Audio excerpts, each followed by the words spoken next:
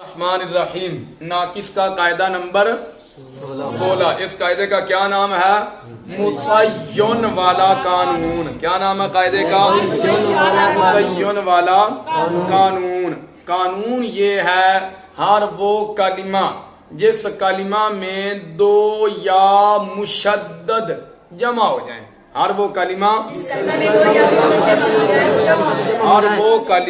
جس کلمہ میں دو یا مشدد جمع ہو جائیں تو دوسری یا کو حذف کر دیتے ہیں وجوباً بشرطے کہ دوسری یا مصدریت یا نسبت اور یا مبالغہ نہ ہو. ہر وہ کلمہ جس کلمہ میں دو یا مشدد جمع ہو جائیں اکٹھی ہو جائیں تو دوسری یا کو حذف کر دیتے ہیں وجوباً.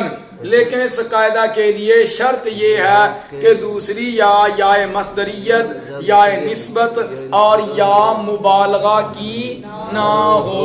جیسے متعین یہ تصغیر ہے کس کی؟ متوائن کی. تو کون سا صیغہ ہے متعین؟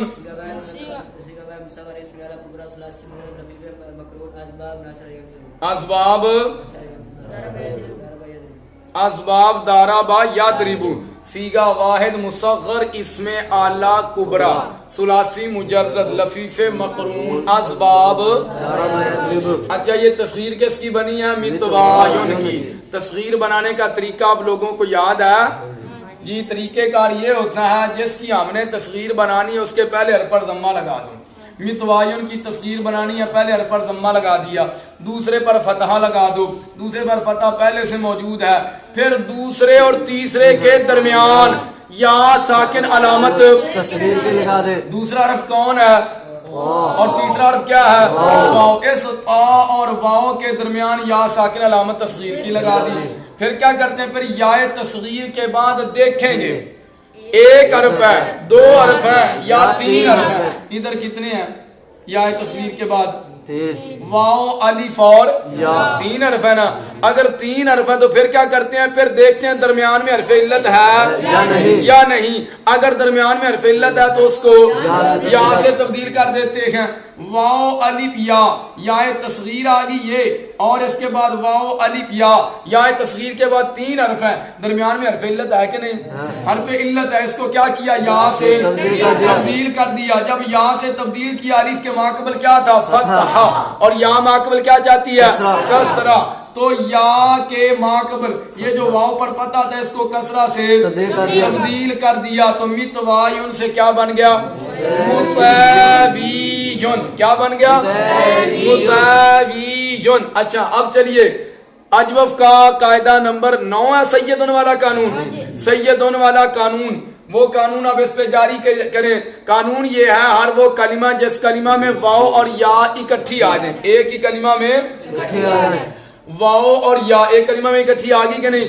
ان میں سے پہلا ساکن ہو دوسرا, پہلا ساکن ہے دوسرا, پہلے ساکن کا سکون لازمی ہو, پہلے ساکن کا سکون لازمی ہے. تو کیا کرتے ہیں؟ واو کو یا سے تبدیل کر دیتے ہیں. اور آپ نے پڑھا تھا اگر وہ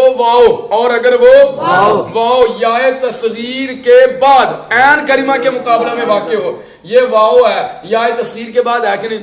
یا تصغیر کے بعد ہے, عین کلمہ کے مقابلہ میں ہے. اگر وہ واو یا تصغیر کے بعد عین کلمہ کے مقابلہ میں واقع اور اپنے مکبر میں متحرک ہو. یہ ہے اس کا مکبر, یعنی یہ مصغر تو نہیں ہے. متوائن متحرک ہے کہ نہیں؟ متحرک ہے. یہاں پر قانون وجوبی نہیں جوازی جاری ہوگا. تو سیدون والے قانون کے مطابق کیا کیا؟ اس واو کو یا کر دیا اور یا کا یا میں متوائن سے متعین بن گیا. کیا بن گیا؟ ہاں جی, متوائن سے متعین.